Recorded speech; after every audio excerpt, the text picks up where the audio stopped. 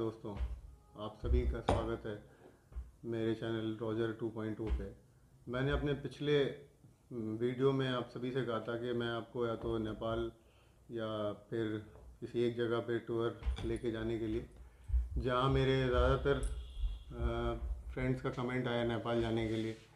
But किसी भी एक राइड पे जाने के लिए हमें सबसे पहली ज़रूरत होती है उस अपने राइडिंग गियर्स को चेक कर लेना एक बार कि वो एक प्रॉपर कंडीशन में है कि नहीं, क्योंकि ये बहुत ज़रूरी है कि राइड के वक्त अगर आपका राइडिंग गियर सही ना हो तो आप राइड पे बहुत मुश्किल में फंस सकते हैं। इसके लिए हमेशा आपको ध्यान रखना है कि अपने riding gears time to time check करते रहें, क्योंकि उनमें बाय डिफ़ॉल्ट कभी भी कुछ भी प्रॉब्लम्स आ सकती हैं। और ये कोई ज़रूरी नहीं है कि जब आपने एक बार परचेज़ कर लिया तो वो लाइफ लॉन्ग जब तक आपकी सांसें और तब तक वो आपके साथ रहें, ऐसा कोई ज़रूरी नहीं है।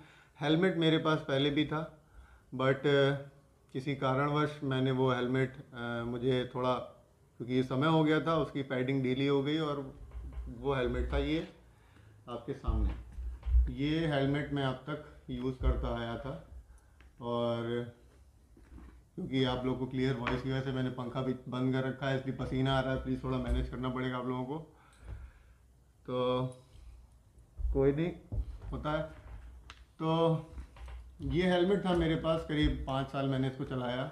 ये इस पे ग्राफिक्स मैंने खुद से ही अपने ही से डिज़ाइन करके लगवाए थे। ये हाँ, आप लोग कह सकते हो छपरी टाइप, बट ये इसको रियल उसमें आप कहोगे तो पंक लुक, यूके में इसको एक पंक लुक, एक हेयर स्टाइल आती है, उसको रिप्रेजेंट करता है। और बाकी सब इस हेलमेट में ठीक था, बट क्या जो इसमें कमी थी वो ये थी कि जब भी मैं इस हेलमेट को पहनता था तो आप देखेंगे कि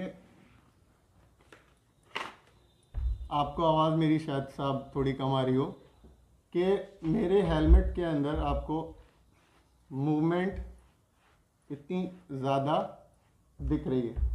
अब अगर मैं, गर्मी बहुत है ऊपर से ये, अगर मैं अब इसको, तो अगर मैं अब इस हेलमेट को कंटिन्यू करता हूँ तो मेरे साथ क्या क्या हो सकता है वो तो आपने देख ही लिया। क्योंकि अगर इसमें इतनी मूवमेंट है तो जाहिर सी बात है किसी भी बम पे ये मेरे उस पोजीशन पे नहीं रहेगा जहाँ मुझे चाहिए। और इन केस अगर मैं किसी चीज़ से हिट करता हूँ या मेरा किसी चीज़ से कोलिजन होता है तो उस केस में ये हेलमेट एक जस्ट लाइक अ कैप जो उड़ जाएगी, निकल जाएगी, और आपको क्षण भर भी नहीं लगेगा समझने में कि वो कहाँ गई। दैट्स वाई मैंने थोड़ा समय लगाया वीडियो बनाने में, उसके लिए मैं आपसे क्षमा चाहूँगा। मैंने अपना राइडिंग गियर अपग्रेड करने के लिए मैंने मंगाया, वो ये है आप सबके सामने, MT की तरफ से आता है ये ब्लेड 2 VS289। और चलिए इसको अनरैप करते हैं। अनबॉक्स तो मैं कर चुका था, क्योंकि हेलमेट के साइज़ की बात थी और 48 आवर्स के अंदर हमें उनको बताना होता है कि साइज़ हमारा सही था कि नहीं तो वो रिप्लेस नहीं करते हैं। तो ये है हमारा MT, आपने स्टार्टिंग की क्लिप्स में आपने देख लिया होगा। इसके साथ आती है पेपर वर्क, वही वारंटी, वर्ल्ड स्टैंडर्ड्स जो कि ये प्रोवाइड कराती है MT। ये स्पेन बेस्ड कंपनी है, और पहले इसके लोग लेने से कतराते थे MT, सिर्फ इसलिए क्योंकि अगर इसके पार्ट्स आपको अवेलेबल नहीं होते थे इतनी ईजली, आपको दिल्ली में रहते हो चाहे कहीं भी रहते हो, क्योंकि भाई जाहिर सी बात है कंपनी बाहर की है तो पार्ट्स भी बाहर से ही आएंगे। बट अब क्योंकि it's very good news for us कि अब इसके कुछ दिल्ली के आसपास MT ने अपने कुछ वेयर हाउसेस और अपने कुछ प्रोडक्शन हाउसेस खोले हैं, जिसकी वजह से इनके पार्ट्स हमें इजीली अवेलेबल अब हो सकते हैं। और वैसे भी ये वन टाइम इन्वेस्टमेंट है मेरे हिसाब से, क्योंकि MT आप जो भी लोगों से पूछो, किसी से भी पूछोगे, आप जो भी राइडर होगा कोई भी MT के नाम को ख़राब नहीं बोलेगा कभी। और ये है MT ब्लेड 2।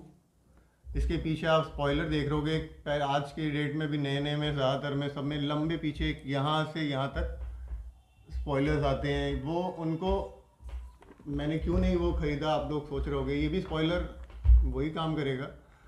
उस स्पॉइलर से एक्चुअली आप उसको मेंटेन नहीं कर पाओगे, जहाँ भी आप जाओगे अब हैंडल से आपने टांग दिया, या आप कहीं रेस्टोरेंट पे रुके तो आपने टेबल पे रख दिया। कई बार हैंडल से गिरता है, और हेलमेट ऐसी चीज़ है कि 10 बार गिर जाए अगर तो आपको चेंज कर लेना चाहिए, क्योंकि यू डोंट नो कि पता नहीं कहाँ क्रैक आ गया हो इनर सोल्स में, आप नहीं जानते। और ये सबसे अहम चीज़ है राइड के वक्त। और अब मैं आपको दिखाता हूँ कि एक सही हेलमेट कैसे चूज़ करते हैं, क्योंकि हेलमेट का साइज़ लेना बड़ा मुश्किल। मैंने भी फ़र्स्ट टाइम ऑनलाइन परचेज़ किया तो मुझे भी बड़ी वो थी दुविधा कि मैं कैसे परचेज़ करूं, क्योंकि मेरा हेड का साइज़ 55, तो 55 टू 56 के बीच में आपको स्मॉल साइज़ ही आता है, और मैंने स्मॉल साइज़ ही ऑर्डर किया। ये स्मॉल साइज़ है, तो हो सकता है मे बी वीडियो थोड़ी लंबी हो जाए, बट आप देख सकते हो पसीने में आप लोग के लिए वीडियो बना रहा हूँ। Please like share and subscribe दोस्तों, प्लीज़। हमारी फैमिली 208 तक हम पहुँच चुके हैं, और बहुत जल्दी हो सकता है 1000 भी हमारा कंप्लीट हो जाए। और ऐसा नहीं है कुछ कि मुझे मोनेटाइजेशन की जल्दी है या कुछ है, but it's give me a motivation. जब आप लोग कमेंट करते हो ना, आप जब बोलते हो ना कि अगला वीडियो कब आएगा, तो it's give me a motivation कि यार बनाते हैं, चलते हैं, शुरू करते हैं, कुछ करना, अभी बैठे नहीं रहना। तो थैंक यू वेरी मच आप लोगों के लिए, जो भी आपने 2 लोगों ने जिन्होंने मुझे कमेंट किया उनके लिए थैंक यू वेरी मच। इसमें अंदर स्पॉइलर के बाद आप देखेंगे अंदर आपको यूवी सनग्लास प्रोटेक्शन मिलेगी साथ में, और यहीं से ये बटन से अपने आप ऊपर भी चली जाएगी, ये ऊपर चलेगी। और ये स्क्रैच प्रूफ इसकी, और यहाँ से लॉक। अब इसके बाद इसमें विंड नहीं जाती। अब मैं इसको पूरा मोटो व्लॉगिंग सेटअप के बाद आपको दिखाऊंगा लगा के कि कैसा। बट क्योंकि मैं ऑर्डर, क्योंकि इसमें मैं देख रहे होंगे आप, मैं ये लगा के इस्तेमाल करता था जब भी, ये देख रहे होंगे आप, तो इसमें मूवमेंट बहुत आती है। जैसे जर्क आया तो ये हट गया, तो फिर मेरे को बार बार अपना कैमरा एंगल चेक करना पड़ता था कि वो कहाँ पे है। बट इसमें देखते हैं अभी, क्योंकि मैंने मंगा रखा है, वो कब आता है, जैसे ही आएगा मैं इसमें दिखाऊंगा। बट मैंने एक और अपग्रेड, एक इसके लिए जो एक राइडर को बहुत ज़रूरी है, विजिबिलिटी जो हमारी रात के वक्त बहुत कम हो जाती है बाइकर्स की, ख़ास तौर से बैक साइड से, क्योंकि हमारी सिर्फ एक टेल लाइट ही होती है पीछे, जो हमें दिखाती है पीछे से आने वाली गाड़ी को कि एक बाइक आ रही है। अगर हाँ आपने हैज़ार्ड सिस्टम लगा रखा है तो बात और है, बट फिर भी हैज़ार्ड सिस्टम के बाद भी मैंने ये हेलमेट लाइट ऑर्डर की थी, और ये मुझे कॉस्ट करी ऑलमोस्ट 600 रुपीज़। और हाँ जी, तो ये रहा हमारा पीछे की बैक लाइट, जो कि 3 मोड्स में अवेलेबल है। फर्स्ट मोड जिसमें ये परमानेंट जलती रहेगी, जिसमें ये 4 आवर्स तक आपको सपोर्ट करेगी, ये चार्जेबल है। इसके साथ एक USB केबल भी आता है। इसका सेकंड मोड है जिसमें ये ब्लिंक करती रहेगी दोनों साइड, और इसका थर्ड मोड है जिसमें ये राइट लेफ़्ट ब्लिंक करेगी, जिसकी वजह से आपकी विजिबिलिटी ऑलमोस्ट 80 टू 90% इंक्रीज़ हो जाएगी पीछे से आने वाली गाड़ियों के लिए। क्योंकि आप ऐसे सोचो कि जो बड़ी गाड़ी आ रही है उसको आपको देखना थोड़ा रात के वक्त कई टाइम इम्पॉसिबल सा हो जाता है, अगर वो हाई स्पीड में हो तो, और मैक्सिमम रात के वक्त तो आपको पता ही है बाइकर्स को कौन क्या समझता है। तो मैं आपसे इस वीडियो को ज़्यादा लंबा ना करते हुए जल्दी आपसे फिर मिलूँगा, लेकिन जाने से पहले आपसे एक सवाल पूछना चाहूँगा कि मैंने आपसे वादा किया था नेपाल जाने के लिए, और राइडिंग गियर्स भी आ गए, और अपडेट भी हो गया मेरा राइडिंग अपडेट गियर्स, सारे बाकी चीज़ें जो चाहिए थी वो भी हो गई। बट मेरे साथ अचानक क्या हुआ कि 2 बम फूटे हैं अभी हार्ले डेविडसन और ट्रायम की तरफ से। तो मैं आप सब इस कमेंट में करके बताइएगा कि क्या आप नेपाल ट्रिप देखना चाहेंगे, या हार्ले डेविडसन 400 सीसी सेगमेंट में जो बाइक्स आई हैं और ट्रायम की जो बाइक आई हैं वो देखना चाहेंगे। इन दोनों में से नेपाल सीरीज़ तो मैं इसके बाद भी कर सकता हूँ, कहीं भी नहीं जा रहा नेपाल, बट ये दोनों अभी हॉट केक हैं।